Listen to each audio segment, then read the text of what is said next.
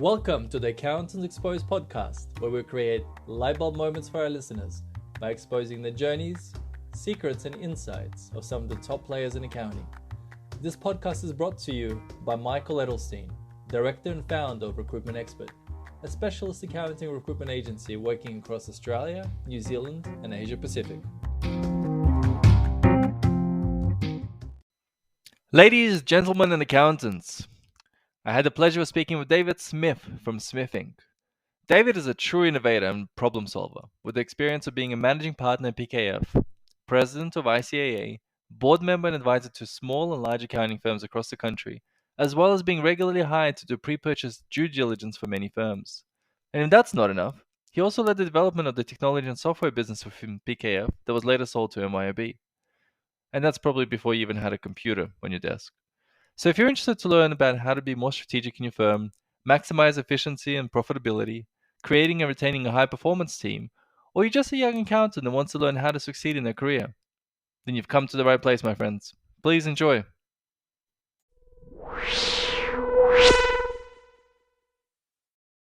Hi, David. Thank you so much for making the time to join me on the podcast today. Pleasure. Now, I've come across your name many a time. I've heard the great contributions Smithink makes to the accounting industry through all the webinars and events you've hosted over the 20 plus years now, I would say. 20 plus years with Smithink, yeah, but it's actually my 50th year in being involved with the accounting industry, believe it or not. Not showing your age there at all? No. 1972 I started in the profession. As a cadet, right? Yeah. Now, it's a good little segue because for those that are not familiar with your illustrious career, I think you've done everything from audit to business services to and bit of insolvency, you know, but I've sort of done it, yeah. And that was across Sydney, London, and Vanuatu, I believe, right? That's right. Yep, absolutely. To becoming a partner at 29 and eventually managing partner at PKF. Yep. However, one thing that I found really striking about your career is your heavy involvement in tech, and especially developing software starting from all the way back in the 80s, before PCs were even a thing. How did that all come about for an accountant? Yeah, it was a bit strange, actually, because I think people would be intrigued to know that I didn't touch a computer till I was almost 27, which today seems quite ridiculous, really. It was all in the abacus, wasn't it? Yeah, well, yeah, it was. People were very good at mental arithmetic, I can say. I had partners when I first started. The partners of the firm could run their finger down the phone book and add the numbers up. So, wow. So it's a bit of a lost skill to the profession, the old mental arithmetic, I'm afraid. Anyway, what happened was I went to London and I was working for. I was seconded to the sister firm over there. I had about 350 staff and I was doing auditing. And one of the audits which was most interesting actually was I audited the liquidator of Hornby Hobbies, which is the people who make the model trains and Scalextric cars. So they were in receivership at the time. So I was involved in doing that. So that was quite fascinating. Anyway, what happened was that as would happen in the early 80s, slightly just before the PC revolution, firms were still trying to work out how to computerize. And this particular accounting firm in the UK decided to write their own practice management system from scratch. And they had these two big computers sitting in a air-conditioned room, as the computers were back then. And the project had been going 3 years and they still hadn't got anywhere. And what happened was that they went round to all of the managers in the London office and said, we need a project manager to manage this. And all of them said, hospital pass, I'm not going to do this. And so they came to me and said, do you want to give this a go? And I had about 18 months to go on my contract over there. And I said, yeah, why not? And so that's what happened. I got involved in trying to manage the developers for that system and test it and implement it and get it working. And we got it working with me after a year. We had it all working, and the firm implemented it just before I came home. And they ran it for the next 20 years, actually. So What did the system actually do? Like, what was the objective it of was it? just time and billing. Okay, so they're Classic all time time and and billing sheet. yeah, and it was just that people hadn't, back in the early '80s, a lot of that was still being done on accounting machines and the like. And so they decided to write their own software because there was no packaged software on the market back then. So that's how I learnt my skills. And then what happened after that was that when I came back to Australia, the partners here in Australia said, "Well, you've clearly got the IT skills. You're now in charge of our tech." And so we essentially, that was through the beginning of the PC revolution. So I really oversaw the whole implementation of the PC revolution and screens on everybody's desk and all of that sort of thing that When happened. did that start to happen? Like PCs on everyone's desk? Mid '80s. Yeah. Mid 80s, that early? Yeah, mid '80s that was starting to happen. Our firm was a bit at the forefront of it. And the other thing which happened is that one of our largest clients was a company which was listed on the stock exchange and had just on 700 subsidiaries in the group. And one of the problems they had is every time they wanted to do a change of directors, they had to change directors in 700 companies. And what was happening was that we were doing all of that on word processing, and we couldn't do it fast enough to avoid about $50,000 in late lodgement penalties. And so the company secretary of that public company came to me and said, "Well, you're the IT guy, fix it." And so essentially I taught myself to program, and we wrote a product which was called the company corporate register system. And by 1987, we were selling that in the marketplace and built up a very large market share. And then a bit later on, we developed the first SMSF admin platform, all in DOS. And that was about circa 1990, 1991. And so by the late 90s, I was running a software company with about 5,000 customers and about 45 staff. So that was Sol 6. Yeah, and then we sold that to Solution 6 in 1999.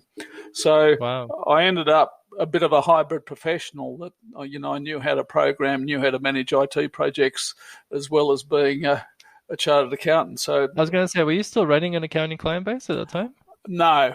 What happened around about 1988, my partners in the accounting firm came to me and said, "You're killing yourself. We're going to take all your clients off you, and you're going to concentrate on IT," which is essentially what I did from about 1988 onwards. Yeah. But the stuff you were building for them was in-house and then sold it onto the market? Yeah, and then we started to sell into the market, and then we built with another partner, a bloke by the name of Peter Ross. He started to establish, with my help, an IT consulting service, and we ended up being a fairly major IT consultancy in the 1990s as well. And that's what made you branch out. Okay. Yeah. Well, it just goes to show the exciting potential of a career. Or what a career in accounting can lead to. Well, yes, and I think the other thing which is really interesting about all this is that, I've seen enormous technology change in the profession. When I started, I remember in 1973 we got all excited about getting electronic calculator, and you think about all of the changes that's gone on since then with the PC revolution, with the move to Microsoft Windows type technology, then to the internet, now to the cloud. All of that change has been extraordinary. And I think the thing which gets me excited is that I think where we're at today, we're on the cusp of the most exciting era ever. And for me, I just hope the millennials will let me hang around a bit longer to be part of it, because I just think the opportunities for our profession coming out of things like artificial intelligence, big data, data analytics, that sort of thing, things like robotic process automation, blockchain is interesting as well. All of those technologies are going to have a significant impact on the profession, but also a significant impact on the clients of the profession. And I might just relate this little story to you about the Internet of Things, because I think the Internet of Things is something which a lot of people haven't got their head around. And I had the pleasure a little while ago of talking to the Association of Rotational Moulders. And you probably don't know who the hell they are. Not at all. So what the Association of Rotational Moulders do is they make really big things out of plastic. Things like water tanks, planter boxes, that sort of stuff. Mm-hmm. And I decided to be a bit radical to them and said, you think you're making planter boxes and selling a planter box for, $20 or $30. I think your business model's wrong. And the point I was trying to make to them is that I said to them, why don't you, instead of making the planter box, you make the planter box, but you put a computer chip in it. And that computer chip will tell you when your plant needs to get watered. It will tell you if your plant's sick. It will compare your ability as a gardener with your next door neighbour and create a leaderboard as to how you're ranked as a gardener. And instead of selling the planter box, you give the planter box away for free and you sell that for $10 a month subscription.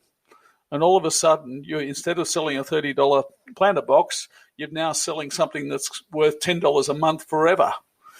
Why don't you rethink your business? And I think that's where I get excited about where the tech is today. It is the opportunity to completely rethink how business actually operates and creates all of these opportunities which we didn't even think were possible even just a few years ago. And as I regularly say to accountants, I think it's incumbent upon them to be really thinking about these changes and to be putting these changes in front of clients to ensure that clients don't become the buggy whip salesman in the era of the motor car. That they have to be willing to change, willing to throw out their existing business model in order to reinvent themselves and create the opportunities for the future. It's a big ask, David. It is a big ask. But I was like, not many accountants will be willing to say that to their clients. No, but in fact, they should, because one of the things which, with the benefit of the grey hair that I have, is that one of the things I've realised is that your clients want the best advisors are the advisors that don't give clients options, they give clients opinions. And they say to the clients, I've taken all of this into account. In my opinion, you need to be doing this. Because clients want to have an advisor that they can trust, an advisor who is not going to just tell them that they want to hear, which is going to give them strong, well thought through advice and challenge the status quo. Yeah. And look, I totally agree with you there. It's rare to see it, and it kind of touches on the subject of the business advisory thing that's being pushed at the moment, the last couple of years. And also, just my own observation, when you look at, let's go back to basics, like tax consulting advice. If you compare a great piece of tax consulting to like a very average one of the things that you notice right away is your average one will give you options based on their knowledge. A great piece of advice will give you the knowledge, but tells you this is the position that we recommend you take. They'll give you a recommendation, and they'll stand by it. Correct. Yeah. Because you've got to have a bit of backbone for that. Yeah, and you always know when a client wants a recommendation, and that's when they say to you, "If you were me, what would you do?" Yes. Right. Don't they always want that's the reason why they come to you. Tell me what to do. That's exactly right. They want an opinion. They want to be led. They want the recommendation. Yeah, not options, because they probably know their options. They've heard them before. That's right. They just don't know what to do. Yeah, absolutely right. I was going to ask you, you mentioned the gray hairs aspect of it. I guess in hindsight, with the amount of different things you've done and the opportunities you've had, what would you have done differently throughout your career? And kind of following on from that, what would you be telling young accountants these days to be conscious of? Yeah, the biggest piece of learning that I've had through my career is the importance of relationships, the importance of networks. It is so clear to me, I get asked a lot of questions. I don't have all the answers, but nearly always I know somebody who does, right? And that's built up through years of building relationships with people. I wish somebody had said to me at 18, David, the most important thing you could do is to start working hard on building your network and building your relationships. And I learnt it, but I wish I did it much younger than I learnt it and did it, because I think it would have made me an even better professional had I did that much younger. And so if there's anyone young listening, I believe you should be, joining groups like young accountants groups, small business groups, whatever it may be, to start to get to know people, to build those relationships, to get confidence about how to network with people. I think, at the end of the day, that's what builds your career. And the second piece, and so that's one piece of learning. If I relived my business career again, that would be a key element. The second element, which is not really something which I would do differently, but I think it's the importance of reputation, that you've got to be very careful all the time to ensure that everything you do doesn't impact negatively on your reputation, because it's hard to build up a reputation. It's really easy to tear it down. Absolutely. And so they'd be the two key elements that I'd be saying to people. With the third element, which I've got to say I've been very lucky in my career that the third element has applied for me through the whole of my career, is you've got to do something that you're passionate and interested in, because you're spending a lot of time at work. It requires a lot of energy, and you need to be in a situation that you want to get up every morning because you're climbing another mountain, and there's some interesting challenges and interesting mental agility required to deal with the issues of the day. That's what keeps me alive and keeps me kicking. Thank you for that. I'd love to delve in a little bit more. I mean, just my sort of comments. Passionate and accounting for a lot of people are kind of oxymorons almost. I think a lot of people view it as it's a safe bet, it's a stable career.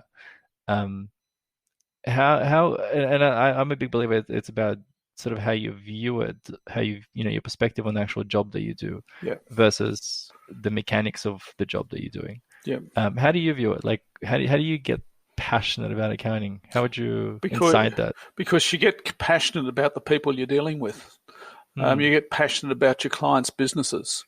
Even now, where essentially, I spend most of my time working with businesses as a director or a coach. I've been very lucky in my career in a sense that I'm an incredibly inquisitive person. I'm not afraid to ask the dumb question. And so throughout all of my career with my clients, I want to understand their business. I want to understand how it works. I want to understand how I may be able to contribute to make it better. And it's that inquisitive nature that I find fascinating. Quite often when I'm dealing with a business problem, I liken it to a jigsaw puzzle, that I've got all these pieces in front of me of the business, and I'm trying to work out how to put those pieces of the jigsaw puzzle together to make this business work better. And for me, that's mentally challenging, but when you get some results out of that, very satisfying that you've made a difference. And I can already hear some of the younger accountants that are juniors and intermediates going, "That's all good, David. Good for you and all the managers and partners to say that, but I'm here nutting away at keeping my productivity at 95%, doing tax returns and financial statements, and don't ever get to see a client." Yeah, And that's a big problem. And so in the coaching I do with accounting firms, the first thing I say to them is that never hold a client meeting without another person in the room with you. Because I've done a lot of talking with a lot of team members in a lot of firms, and the number one thing that team members want is client contact. Yeah. And so let's create that client contact, hold the client meeting, and then the team member's not sitting in the room as just a wallflower on the chair in the corner. They're actually doing active things. They're taking the notes of the meeting. They're writing down the action points of things that have to be done after the meeting. They're thinking about the information they might need from the client to get that work done. Yep. And so the benefit of this is that when the meeting's over, the team member needs to know exactly what needs to be done. So we don't have to spend time instructing them what to do. We've built a relationship with the client so that if the partner's not available, the client can then feel as though they can talk to the team member, so it enables delegation. And the team member feels much more satisfied that they're getting to know Bill and Betty because they're nice people rather than just a name on a page. And as a professional, they're building their skills about how to interact with people in a business sense, which again holds them in great stead for their career.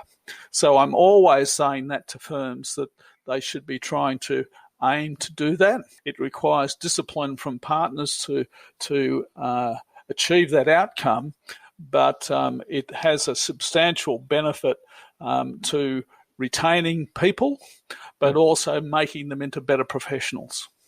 No, 100% agree. And some of the best firms do it. I find many partners struggle to let go. Yes. Of the control. Yeah. And trust factor. Yeah, that's exactly right. And yet, I suppose another piece of wisdom, if you could call it, that I've worked through over the years is that everyone should be attempting to make themselves obsolete. The best thing you can do to grow your business is to find somebody else who can do what you do. And if you can do that, that frees you up to invent a new idea, invent a new service, go and grow some new clients, allows you to give you the freedom to take your business further and develop it further. And so this creation of a delegation culture where you're always trying to let go and move the work down through the team is great for the individual who's doing the delegation, but also great to the person who receives those tasks because it's developing them further in the business. So I have a question in relation to that. 100% I've heard that advice before, and it makes sense. How do you deal with one of the realities of clients is, and you see it in marketing, for example, I've seen some firms go, are you dealing with a junior or do you want to be dealing with a partner kind of thing? Clients are accustomed to dealing with a partner, and because they were brought into the firm by the partner and they want to deal with someone that's supposed to have the authority and the intellect and all of that, to pass them on to a junior, there's that risk of client loss, relationship loss, etc. And also the risk for partners of like, well, if I introduce them to my junior or senior, then if they leave the firm, they take the relationship with them. How do you go about addressing those two issues, one from the client side, one from the internal firm side?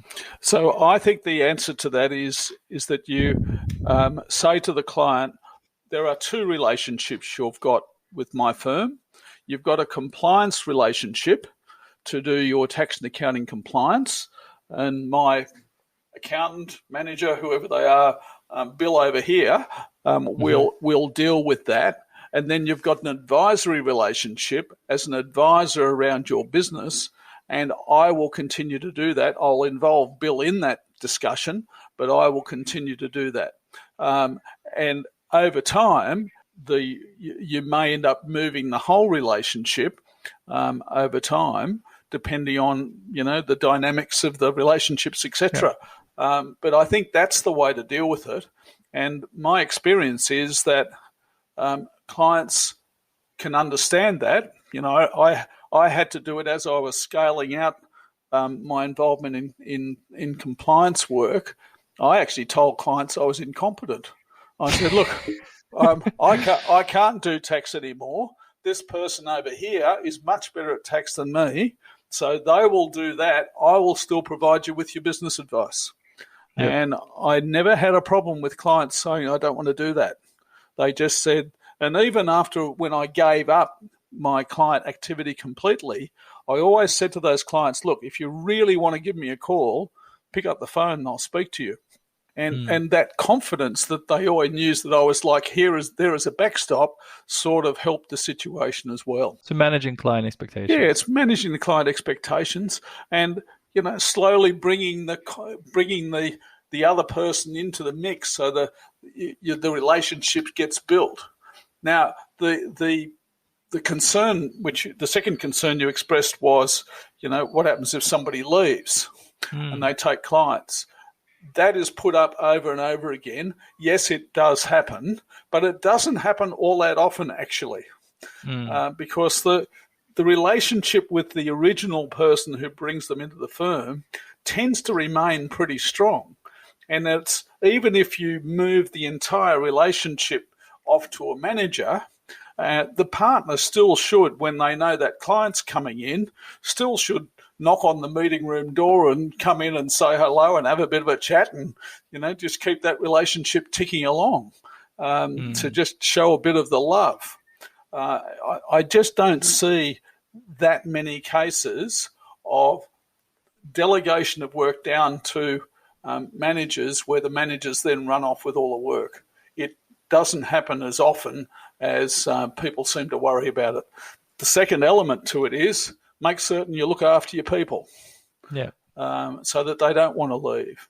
And if they're a quality manager, start thinking about how do you advance them to the point that they can be an equity owner in the business, which is really where you need to take it.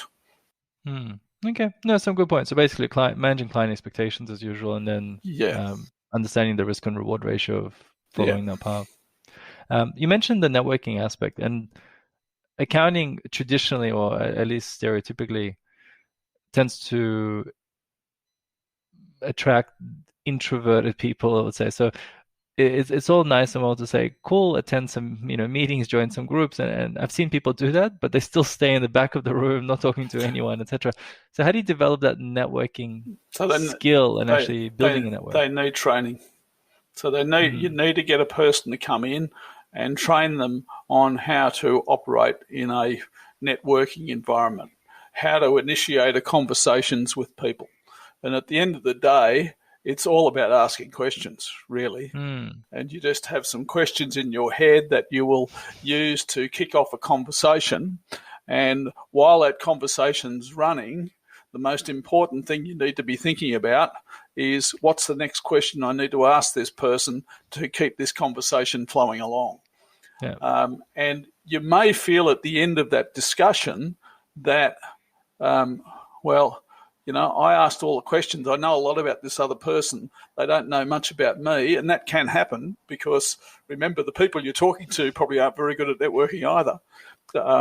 But what happens is if you get people talking, they will have enjoyed the conversation and will walk away with a really positive impression of you, that you showed interest in them. And what's your go-to icebreaker, David? It depends. It depends on the circumstance. I'll normally talk about something that's happening in the moment. These days it's all about COVID and stuff. Probably is the classic icebreaker. But if you're in a nice surroundings, you might talk a little bit about the view or whatever it might be. I don't tend to want to drill straight into what do you do? That type of thing. I don't tend to want to do that. I'm so glad you raised that, because the amount of, as a recruiter and as an accountant, I've gone to so many networking sessions, and it bothers me so much that 99% of people, they will come up to you, come up to them. The first question is, what do you do? Yeah. I'm like, what do you mean? What do I do? Well, I hang out with my wife. I go to the beach. No, what do you do for work? I'm like, are you getting to know me as a person, or you just want to know what I do and when I'm useful to you? Because that's how I'm feeling right now. That's right. So there are some techniques which the good trainers in this area can teach you to do. The most important thing is what I just said, though. You've got to be a really active listener. Yeah. And as you're listening, the cues for the next question you should ask will be there in what the person says, or you can make an empathetic comment that they talk about something, and that may be something similar to your own experience. You can say, yeah, that's interesting. This happened to me. And it becomes a conversation. And it creates a conversation. So it's that active listening which is really the key element to it. Are there any trainers that you normally recommend your clients to use? There's a lady called Mandy Holloway who runs a business called Courageous Leaders. Okay. And Mandy, actually, funnily enough, was a partner in my accounting firm. We actually had a training division, and Mandy ran that training division. And she does a lot of work with accountants, trains leadership skills. And in my own business, we're running our Young Guns event for young accountants in October. And Mandy will be running a session there. And funnily enough, she'll be running a session about how to network at that event. And it's a good little ad for it. Yeah, what we actually do is we hold a mock cocktail party. Ah, very clever. And she runs around the cocktail party telling people what they're doing wrong or right. I would love to see that. Yeah. No, and I think accounting firms, like, this touches on so many interesting aspects because it's a retention strategy of exposing them to, external training, and upskilling them. Yeah. 2, it actually benefits them because if you've got a person that you've trained to network, you've got a potential business developer there that can bring in clients for you. Yeah. It's not just relying on you anymore as a partner. And you've actually created a more confident human being, more generally, just in relating to people, in society more generally. Yeah. I've got to say, one of the most important training sessions I did when I was young was presentation skills training. How to present, because a lot of people don't know how to do that, and the techniques associated with that. I found it really valuable to do that, and I learned that the fact is I'm not the world's best presenter, but I do come across as relatively genuine because of the way that I go about presenting. And interestingly, my partner coaches people to be presenters. She thinks I'm a lost cause, but she says it doesn't matter. What I do works. So she said, and a lot of it's about energy and stuff, which is important. It is. Well, I always recommend, everyone join up Toastmasters. Things simple like and it's easy. Things like Toastmasters is a great. It's another way of building your network. And the 2 birds in one stone. That's exactly right. So trying to take on those things, and particularly if it puts you outside your comfort zone, you probably need to do it more than most, because you've got to address those areas where you're feeling less confident, and sort of go in boots and all to try and give yourself more confidence in the area. I think one thing I'd love for you to touch on is, like, for anyone to take action, I find there's got to be an incentive. What people, I think, don't really understand what's the benefit of building a network. Like, it seems like a lot of hard work going to all these networking functions and talking to people, especially if you're not comfortable with it. But what are the benefits? What are the outcomes that you can achieve from doing it? There's multiple, but the ones that instantly come to mind is that when you're providing advice, as I said earlier, you don't have all the answers. No one ever has all the answers. But if you've got a really strong network, that means you know who you can pick up the phone to and have a chat and say, I've got a client with this particular problem. How do you think I might address it? Or can you come out and help this client? So that's one aspect of the value of networking. The second aspect is the straight business build. I can't sit here and say that I've achieved a whole lot of clients out of my networking, but I'm sure I have, because it's the indirect situation that someone in my network will say to somebody else, hey, you should go and talk to this fella. He knows what he's talking about. And so the broader you can make your network, you're just getting your brand out there in front of more and more people, and work will come from that. You've got to have faith that work will actually come. Do you know what I struggle with? I'm good at building rapport, for example, and meeting people. Because I'm the same as you. I'm highly inquisitive and I have no issues talking to people. I find maintaining it is really difficult. And I know some people have systems that they use, to maintain that, quite systematic in terms of how often they catch up with people, etc. What have you found works, or what do you recommend for people to actually? Because it's one thing is building it, another thing is to actually maintain it. Yeah, and so and dare I say it, I'm not perfect at this myself, because we all get very busy, and it does get very hard to maintain all of these things oneself. So, and one of the areas that the accounting profession is pretty poor at is this issue. Now, if you talk more generally, people should be using CRM type systems, customer relationship management type systems, to manage this, which will prompt them to say, you need to pick up the phone and speak to Bill because you haven't spoken to Bill for 3 months. So pick up the phone and speak to him. And those systems will manage that regular contact. Now, I don't do that. I probably should, but I don't have the discipline to maintain that. And I've got to say, most accountants don't have the discipline either. But I do have a listing of the key people in my network that I'd need to stay in touch with. And I regularly review that listing to see, do I need to give them a call? Should I set up a cup of coffee with them? Is it like just an Excel spreadsheet, David? It actually sits as a task inside my Google environment. Okay. So I live completely in Google, and so it's a task within my Google environment. It gets harder for me too because I live in Port Stephens, and 80% of the time and 20% of the time in Sydney. So every time I go to Sydney, I actually peruse that list. Look at what I'm doing in Sydney and where I've got gaps. I'll reach out to some of my network and say, let's have a cup of coffee. But the actual list of contacts, do you keep it in a spreadsheet of some sort, or? We've got a large database that I use. Okay. Yeah. Gotcha. Okay. No, I think that was really, really informative.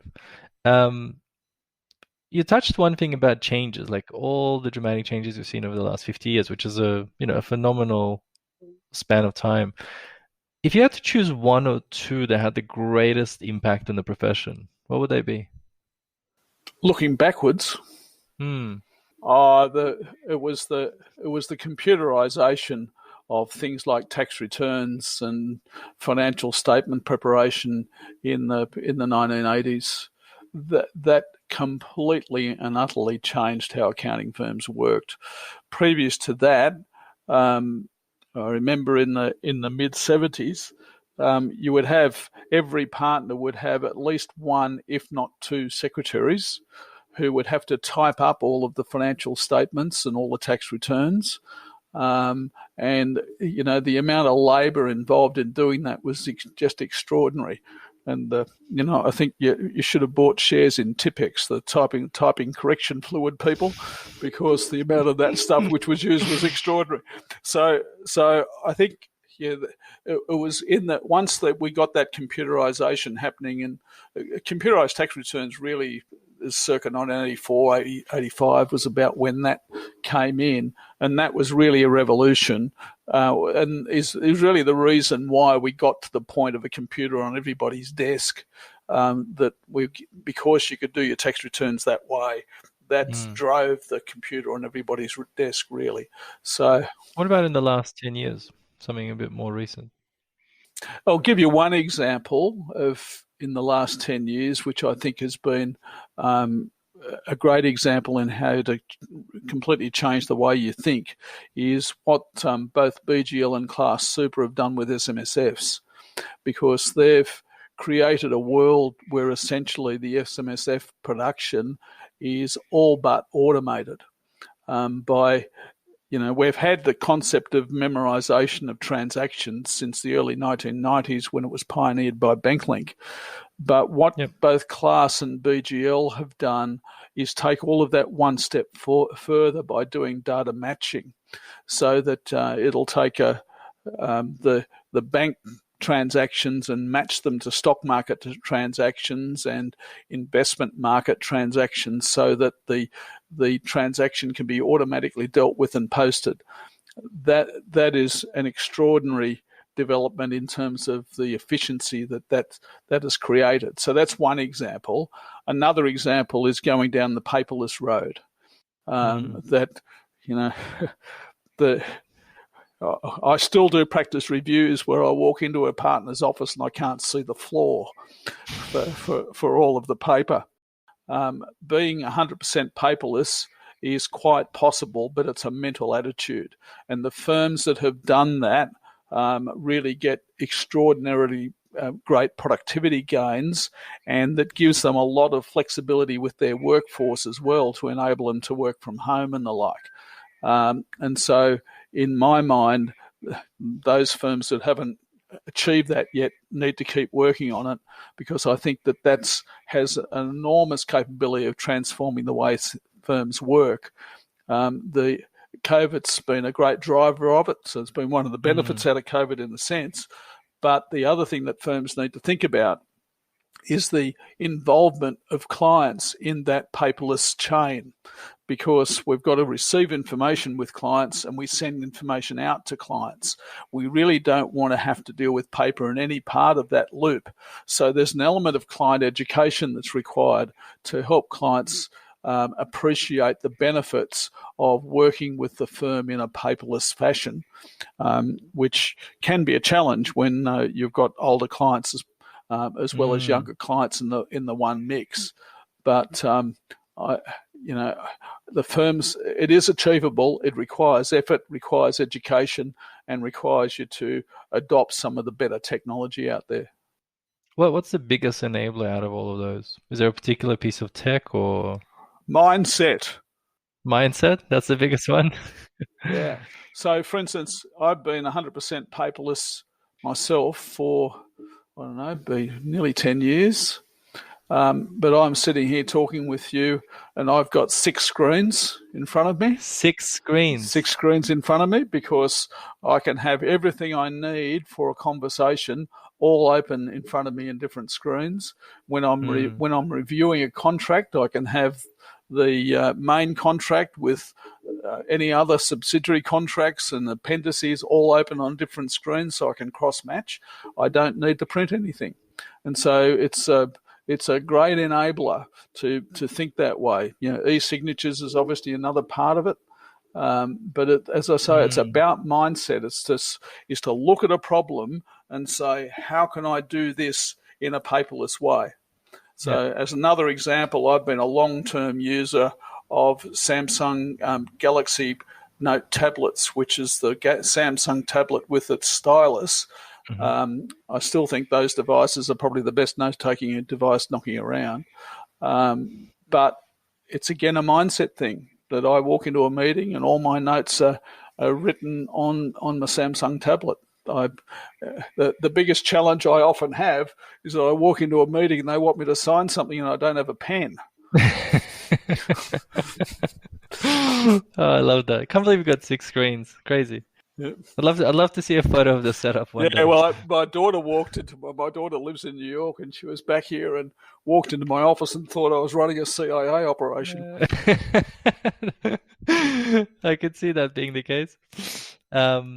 You talked about COVID and I guess some of the things that's accelerated. What have been some of the changes or impacts that you've seen on firms as a result of the pandemic? One of the things which I think has been really positive, and I hope firms don't lose it, is that COVID showed many firms how they can make rapid decisions. There is an element inside the accounting industry of paralysis by analysis, that we will, try and analyse everything to the nth degree before we make a decision. And COVID came along and said, well, no, you need to have people working from your home. You need to do all of these things. And firms were forced into making decisions. And there was one particular firm that I've worked with quite a bit over the last 10 years or so, and I've been trying to get them paperless. And they said, oh, that's too big a task. We won't be able to get all the team to do it, et cetera, et cetera. And they were slowly but surely getting there. COVID came along. They went paperless in 2 weeks. So, and they came back to me and said, well, you were right all along. But we feel so good we made that fast decision. And I think that, at the end of the day, that is a great benefit. One of the benefits of being a smaller style business is that you can be more nimble, you can make faster decisions, and you can get on with it. And I hope a lot of firms that have benefited from that type of decision making out of COVID will continue to do that. I think the other aspect is on the other side of the coin virtually completely, is that I think COVID, to a certain extent, is going to create a more flexible world, but I think it's going to create a more caring world. I have never seen more accounting firms talk to me about the importance of their team members' mental health. And I think that this is a fantastic development, that firms are thinking about their team in a different way. So many firms have adopted these employee assistance programs, which are out there. As one example, and I don't know whether you picked up in the last week, Deloitte announcing their Deloitte Flex environment with flexible working and choosing your own hours and choosing whether you want to have traditional holidays or holidays associated with other cultures. All of these changes that the bigger firms are implementing, which are surely going to start to rub off on the smaller firms as well.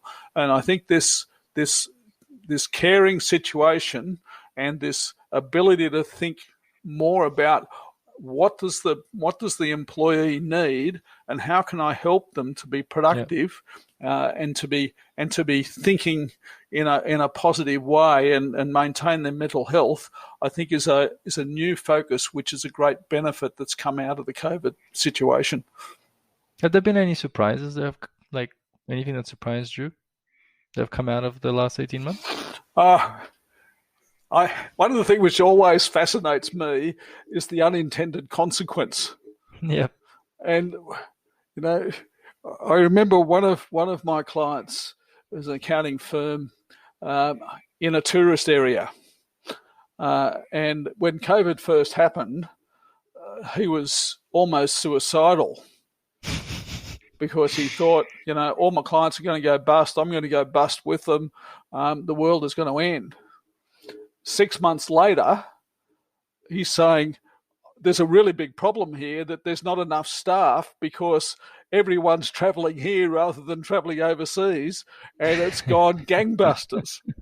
And in the space of 6 months, this incredible turnaround. And so another unintended consequence was when the lockdown started to happen, local suburban cafes went boom because no one was working in the cities anymore and they were all out in the suburbs, and the local cafes went boom. So I think if there's a learning out of it, and some people have done this very well, it's to say, what's the opportunity here? Because there were so many opportunities that got unlocked by COVID. And to the credit of some of the great entrepreneurs out there who've managed to capitalize upon them.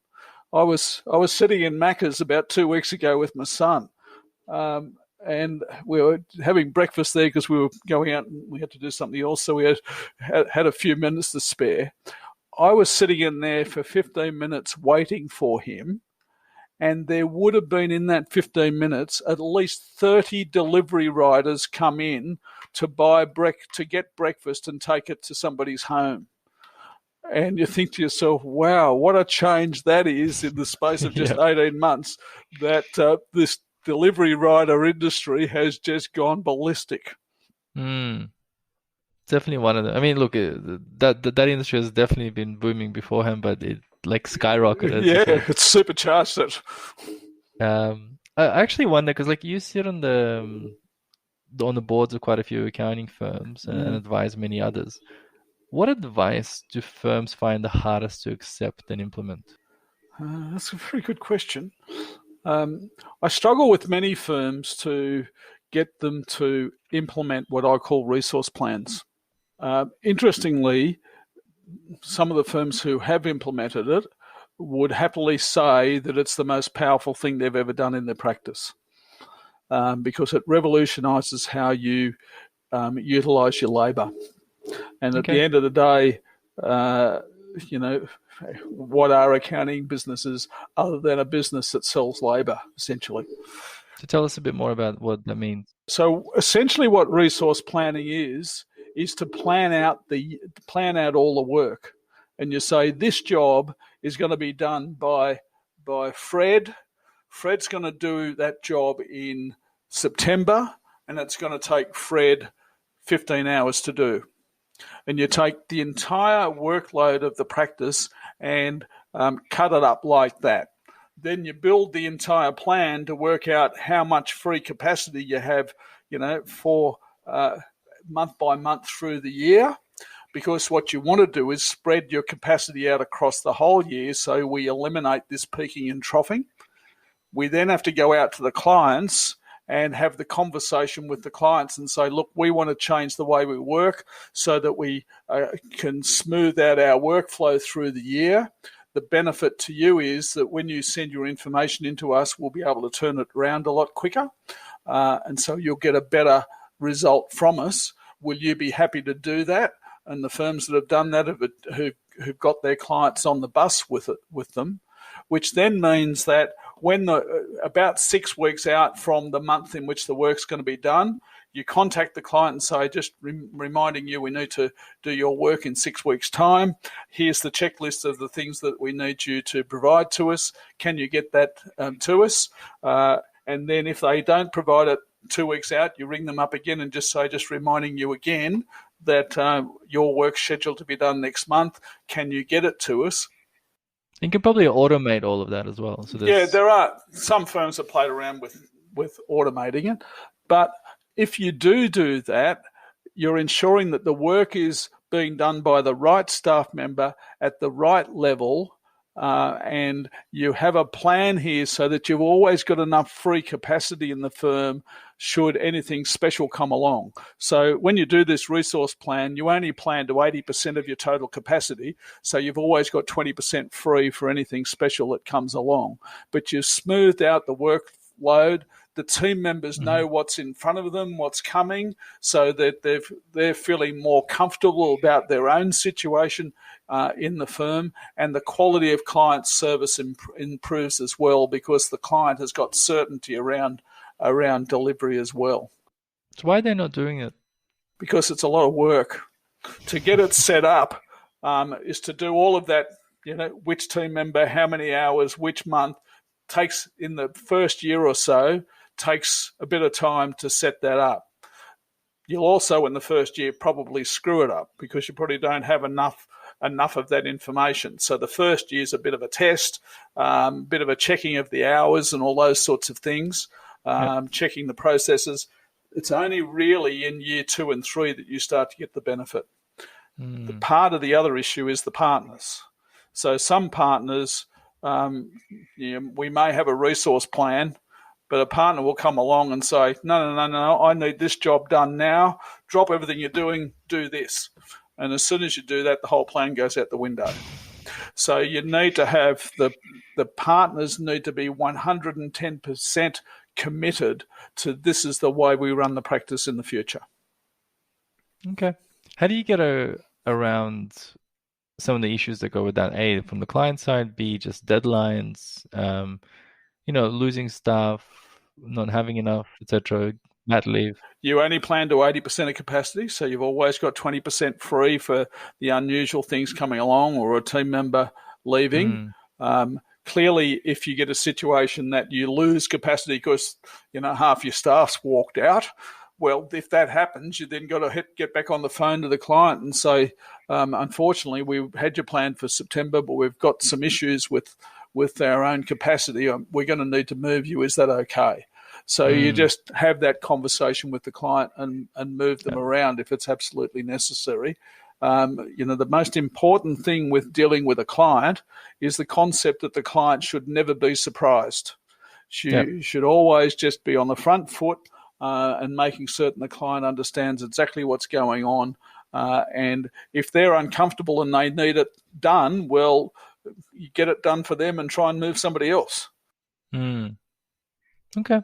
I mean, look, it's very similar to what I always tell my clients, and some of the smarter ones do it, which is you should always have 15-20% extra capacity with your staff. So my top clients would always hire anyone that if I tell them there's a star, like you have to speak to this guy, they will speak to them and hire them despite the fact they don't have a role. Yep. While the majority I find they're like, no, we don't have a role. No. 4 weeks later, they'll call me and go, I just had someone resign. Do you still have that person? I'm like, sorry, placed them already. The stars are so hard to find. You're 100% right. Got to have that radar out all the time looking for the stars. And if you don't have work for them, employ them because they'll find work. Yeah. Or just have that extra capacity anyway, just in case. Because someone will leave. Like, that's just a fact of life. Yeah, that's exactly right. And it's particularly in this market where there's a fair bit of aggressive poaching going on. A lot. I haven't seen the market this hot in like a decade now. It's very hot, and what really worries me is that I think in 4 or 5 years' time this is going to get way worse. And I think firms are going to need to really think hard about some lateral thinking on team members. One target market that I'd be thinking about is the baby boomers. Finding baby boomers who want to do 2 or 3 days a week work. I think they're going to be a big cohort. I don't know it. None of my friends are retired, and most of them have no desire to retire because I think we've learnt from other generations that keeping your brain alive is really important. And so I think there's going to be a big opportunity to employ baby boomers as one aspect, and the other aspect is that we've got to go back to the future and start really engaging with these cadet programs. And go back to the future. I like that.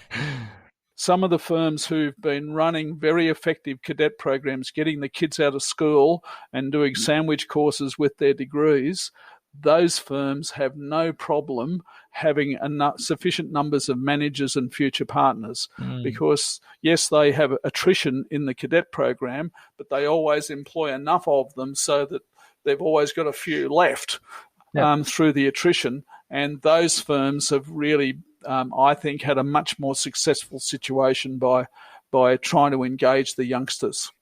Yeah, I wrote an article about that recently, soon to be published. I don't know, I can't understand firms that got rid of it. Like, it used to be such a big thing when I was a cadet, and then it was the only way you could do it when I was young. Yeah, and then I realized, like, quite a few years back, I heard that more and more firms were scrapping the program. I'm like, why? I think part of it was that there was a belief, which has got some truth to it, is that we've automated a lot of those really junior type processes, and so therefore we didn't have enough work for them, so therefore we needed to chop them out and employ grads a bit higher up the tree. I completely disagree with that because I actually think accounting firms who are taking on bookkeeping, using these cadets as bookkeepers initially is not a bad place to start because they learn really good basic accounting skills that will hold them in good stead for the rest of their career. At the end of the day, we don't teach T accounts anymore. Everyone should learn T accounts. So that's maybe what we have to get these young kids doing. I never saw a difference between a cadet and a grad. Like me, I remember even being a cadet. Within 8 months, I was training graduates. Exactly right. And the benefit is the cadets are a lot cheaper. Exactly. Cheap labor. I was earning 20 grand a year. Yeah. Well, you can always get super aggressive. Like there are some firms out there who will remain nameless who are now using the internship idea of having labour for free. I don't personally support that, but I know it's going on. Indeed. I know exactly who you're talking about as well. Yeah. So look, as you said rightly, recruitment and retention is kind of very, very topical right now, and it's intensifying, Yeah. if anything. What are some of the things you're advising your clients to do when it comes to sort of recruitment and retention strategies right now, besides what you mentioned, like looking at, the lateral hires, but sort of more practical day-to-day stuff? Like if they need staff right now, say 2 people resigned. Yeah, there is a. This is going to sound like a paid announcement for you. There is. I'll welcome it. There's a lot of negativity around recruiters, particularly in smaller firms. Cost too much and just push CVs at me. I believe that in this day and age we're currently in, it's a seller's market. So the kids out there wanting a job, the really talented ones are taking the easy path and going to a recruiter because they know that they don't have to do the shopping around themselves. They can let the recruiter do it. So I think a lot of the talented labour is with recruiters.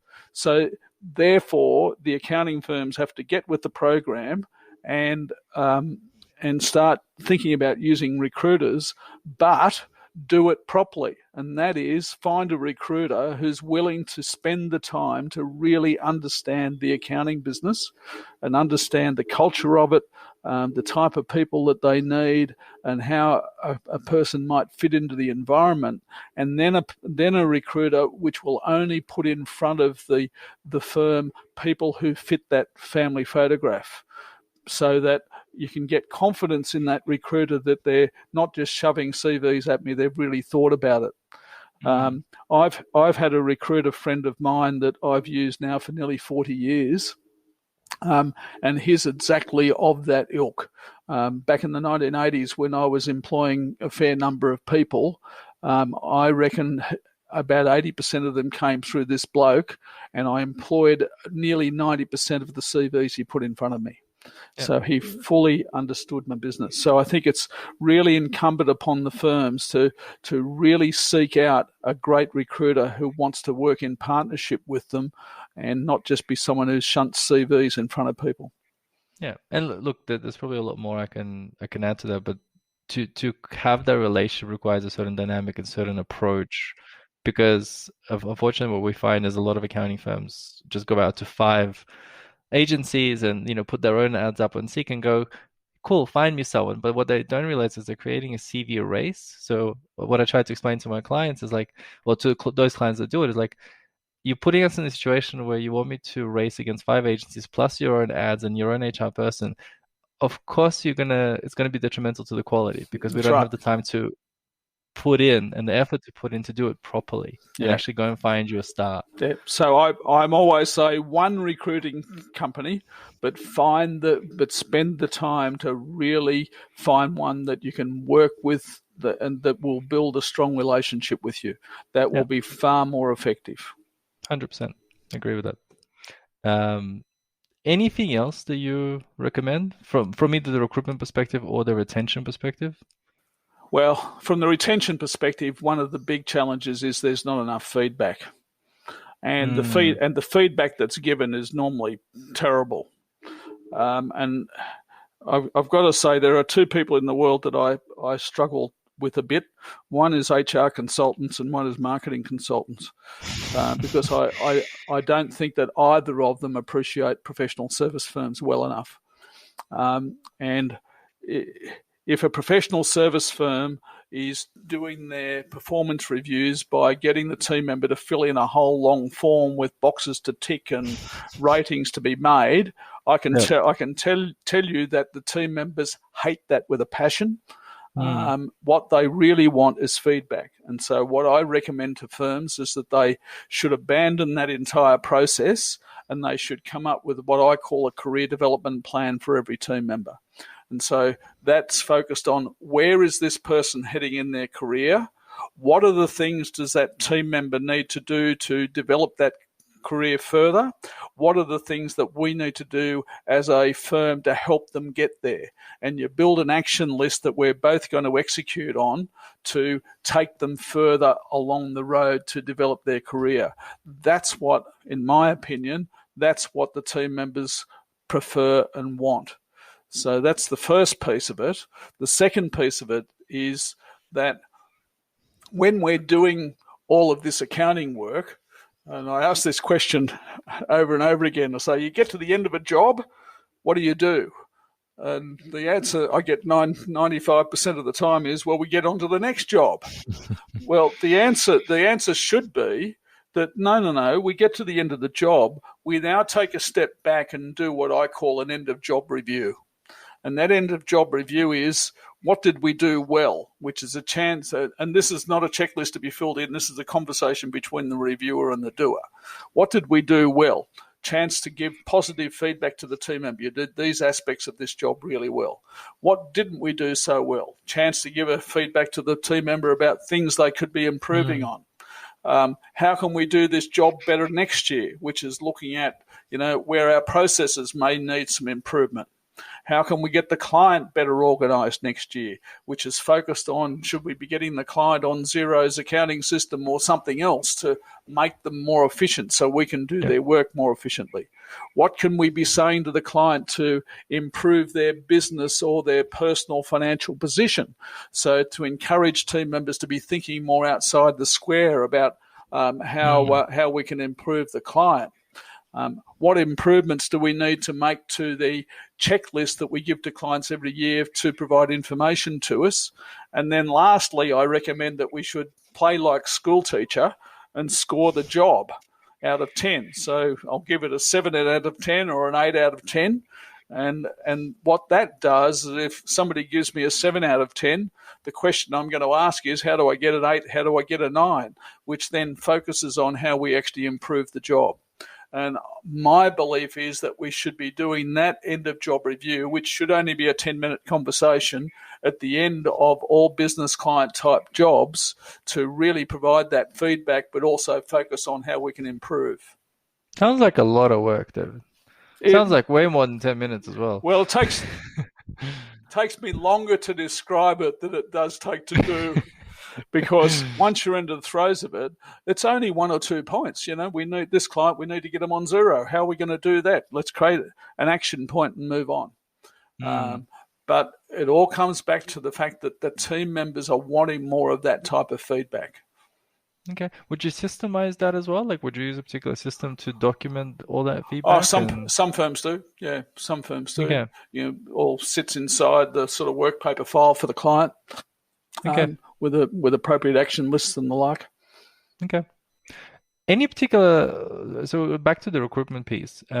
Say you do have a recruiter or whoever has been sent to you by whatever means, Seek or agency, etc. And you've got a couple of CVs. How do you go about picking out the right person to hire, determining is it the right person that's a good fit for our team, that's the right person for the business with the skills, etc. How do you go about determining that as a partner that's doing the interview? I'm going to give away you want me to give away the secret questions that I ask, are you? Yes. Or just in general, your approaches, your processes, some of the more specific things. Yeah. My job is to make them talk, is to ask them questions and get them talking. And to, I'm looking for things that could be of a concern to me, really. And I have my skepticism radar is running very high, because a lot of people are very good at doing interviews because they've done lots of them. Exactly. That's why I tell my clients, I'm like, some people are good talkers, they're not very good doers. That's right. And so I get them to, tell me stories about things that they've done well in their career. Tell me stories about things that have pissed them off, and how they dealt with it. So there's an element when I interview people is I want to try and shock them a little bit, ask them a question that maybe they haven't been asked before, and to rattle them. Yeah, to rattle them, but more than that, so I can see the true self. because, if you ask them something which is a bit unusual, quite often you'll get the true self. And, one of the questions I always ask, and, for you being a recruiter, you probably ask something similar. But I always ask some questions in the third party, like, if I met your current boss at a barbecue, what would they say about you? I'm a hard worker, very dedicated to my job, David. Yeah, that's right, and I will see through that straight away and know that that's crap, because the next question I will ask is, if I then ask them, what do you need to do to improve, what would they say then? And so you're putting it into a third party, and they're speaking on behalf of a third party. And I have found, more often than not, there are people who play the game, but more often than not, I find that I get a bit more honesty that way. But how do you choose though? Like, is there a consistent thing that you look for and yeah, passion and enthusiasm. I don't care about their technical competence. So you don't care about it at all? Like, you don't even test it, you don't ask technical questions, nothing? Or never did? Not very much, no. A little bit, but that's not the primary driver for me. It was about enthusiasm, motivation, commitment, passion, because you can't train that stuff. You can train technical competence. You can't train those innate traits of individuals. Okay. Yeah, and this is where a lot of accounting firms diverge, where they're like, well, no, we need a senior accountant that can just get the job done. I need to be able to offload my work, and that's it. Yeah, well, that was never for me. I always wanted to have passionate, enthusiastic people around me. Maybe that's just me, because I get energy off such people. But I always found that having people like that, they would go the extra mile. I had team members who would work all night for me. Funnily enough, I had a programmer who used to start at 2 p.m. and work till midnight every day. And so I had flexible working way back in the 1980s. but he had that enthusiasm and passion and commitment, and I completely trusted the guy. Okay. Because of those personality traits. So there's nothing specific or consistent that you would do, follow a particular process to determine things, like have a set number of interviews? No. Okay. I've had people that I've decided to employ within 30 seconds of meeting them. Right? What are the success rates, though, when you take an unstructured approach? Pretty high. Pretty high. I had many, many team members who'd been with me for 10 years or more. Yeah. Yeah, pretty high. So you go more with the gut and sense absolutely. aspect. Yeah. Okay. Yeah, I'm a bit of a believer in the book Blink of trusting your intuition. It gets very hard that when you are trying to interview somebody and within 30 seconds you don't want to employ them. Yep. And so now you've got to go through 40 minutes of conversation knowing that it's not going to go anywhere. How do you deal with the advice when, because there's like on the completely opposite spectrum of that is you have, people and advisors and consultants that would say, no, you need a structured approach because you can't just base it on your gut. Like, you need to have multiple interviews, the same questions, so you can compare candidate to candidate, and have 3 different opinions, like the Google process, and test them. Everyone is different. What works for me may not work for somebody else. All I can say is, for me, that taking that unstructured approach, because I'm looking for the true individual. Yeah. And I think process gets in the way of finding a true individual. Okay. And it's in line with what you look for in people, which is the traits versus the technical competence. Yeah, that's right. That's right. Yeah. Have you found, like, remote working, we talked about it before, like flexibility in remote working, how has it impacted like retention and motivation of people? I think Victoria is the place to look for that. Because they've had much longer lockdowns and they've gone through 3 stages of them.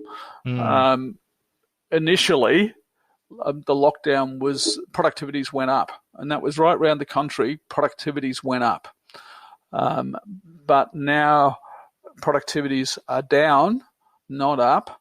Mental health issues are emerging, particularly for those people who live on their own. which is quite a challenge. So the COVID experience has changed over the period of time. That said, there are some people, and I've always said this for years actually, there's some people who are suited to working at home and some people are not. Yep. I've been working at home now since 2001, but I get up in the morning and I go into my office and I'm at work, and so I'm lucky. I'm lucky I've got that mental attitude to be able to say, I'm now in work mode and I can focus. Some people can't do that. And so there is an element of, looking at each individual. And I think this is where, a lot of the people thinking about this are now realizing that there is not going to be a one size fits all here. We're going to move into an employment world where it's going to be different for individuals. In the accounting firm world, a number of firms have said to me it's becoming a really big issue with more junior people who need more mentoring and coaching, and it's very hard to mentor and coach somebody across Zoom. And so some of the firms now are saying, well, their younger team has to be in the office so they can get mentored and coached, whereas some of the older team perhaps can have more flexibility and be able to work at home more. But I do think it comes back to the individual of saying for that individual what's right for them. And that's going to make it really challenging from an HR perspective to have different policies, different situations for different people, which some people will be upset about it when they want to work from home and see others that can and are being told they can't. They're going to be really challenging situations that, we're all still trying to work out how to deal with it. Yeah. Okay. No, it's exactly what I've been hearing from our clients as well. What's a typical thing that you see firms are doing wrong? Like, I don't know whether it's staffing related, marketing related, any aspect. Well, very few of them have a strategy. It's true.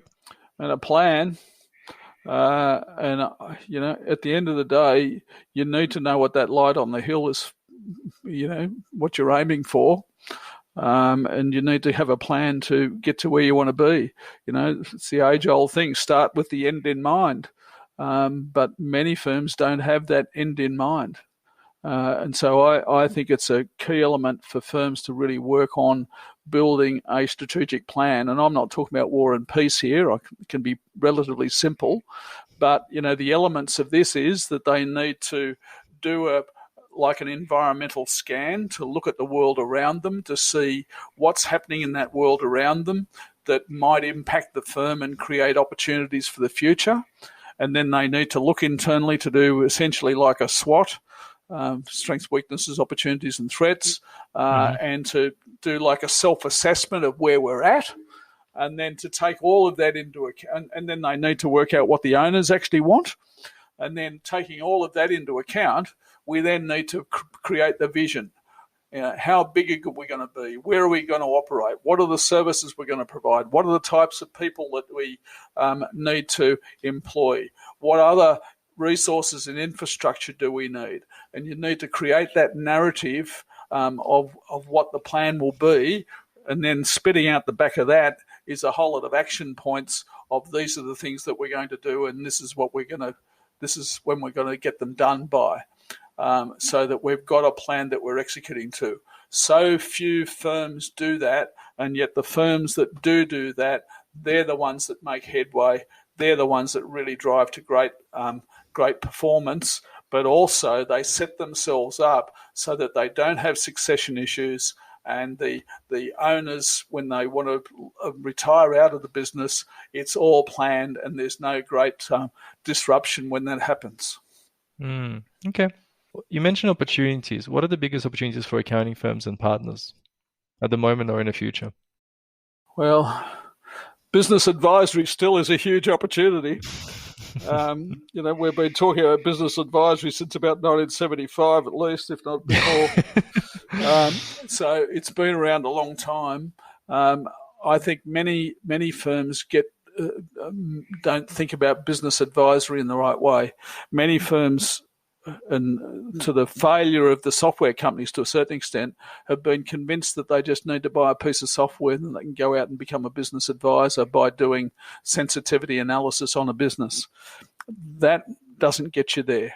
The best business advisors are people who can have conversations with their clients to unlock the issues of concern that the clients might have and to work with the client on helping them solve those issues in their business. And that might involving other consultants and other advisors into the mix, so that if a firm has an issue with their public relations or their marketing, you might need to pull in some advisors to help them with that. But you as the accountant becomes like the project manager, that you're trying to coordinate and help the client address all of the issues that they're trying to address in the business. That's what accountants need to do. They need to get better at having conversations with their clients to find out what are the key issues that are concerning them that need to be addressed, and then we need to help them either ourselves or by using third parties to unlock solutions to those issues. That remains a huge opportunity. And if you look at the research with MYB and others do, small business are still willing to pay for that type of advice. And the last thing you want is some business coach to come along and start talking to your client who'll sell some package for $2,500 a month to push the client down some structured coaching path, which is probably of low quality, and the person was a used car salesman 6 weeks ago and has just been trained on how to do this. You as the accountant have got a much deeper relationship with the client and can do this a lot better. So I think that's a massive opportunity. If I was a young accountant, so if I was back in my 20s again, I would be seriously wanting to study and get up to speed with big data analytics and artificial intelligence and probably blockchain to really understand what those technologies are going to deliver over the next few years and become an expert in them, because it doesn't matter what business you are going to be in the future, those technologies are going to have an impact, and there's going to be a huge opportunity for quality advice in that space. Okay, great advice. I know we're coming up to the end of the time. I'll just do some rapid fire questions. What's your favorite quote or saying? Oh, God. You put me on those. I can't think of one, actually, now. Yeah. You're not the only one, don't worry. Yeah. I should let people know in advance next time. Yeah, I can't think of one straight off the top of the head. I use quotes like that all the time, but I can't think of them. Anyway, that's all right.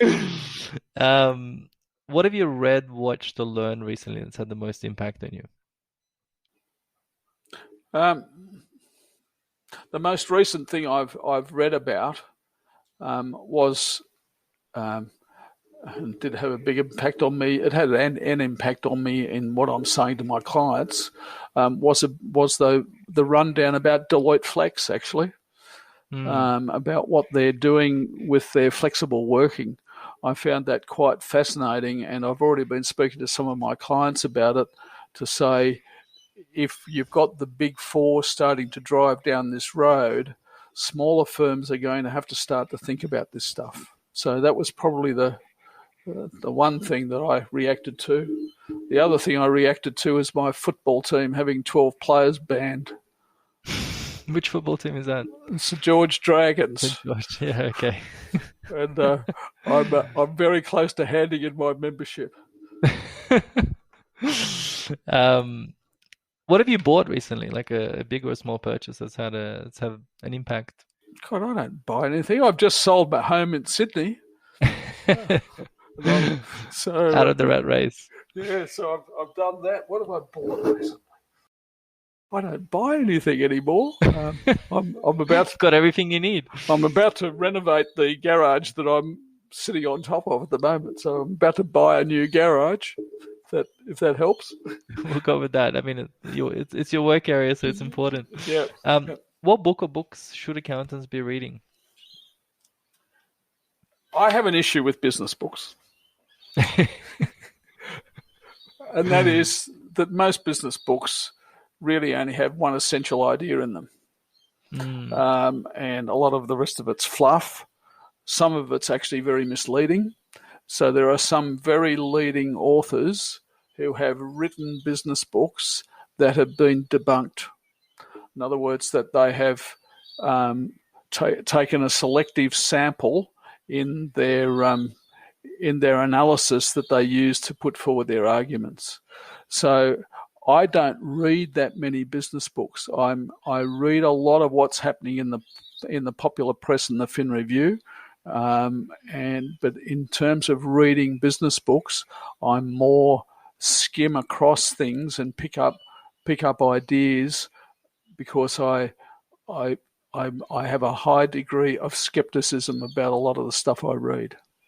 So I'm probably not answering nothing in particular.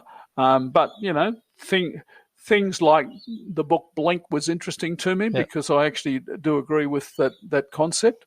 The idea of, there's a book called Multipliers, which you may or may not have heard of, which I think that's an interesting concept of people who can get the most out of other people, that sort of thing. I think they're philosophically good ideas. So there are a couple of ones that may be thrown into the mix. But as you said before, it's just one central idea. Yeah. And last question: who would you want to have a drink with past or present? Thomas Edison. So why? Because Thomas Edison was unbelievably persistent, had great vision, great innovative skills, could get a great team around him, and would never give up to get a result. What would you ask him? Or what would you want to know from him? If you're in the world today, what would you invent next? I like it. David, thank you so much for your time. It's been an absolute pleasure. Pleasure. Have a great afternoon. Thank you. See ya. Bye.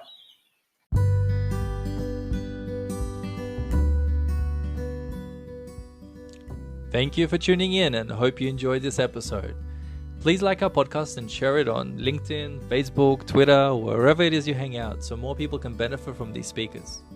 Also, please subscribe on our website so you get all of our latest episodes. And if there's anything else I can help you with, or you have speakers you'd love to hear from, or some feedback about the current episode, please feel free to send an email to michael@recruitmentexpert.com.au. Until then, take care, and I look forward to connecting with you in the future.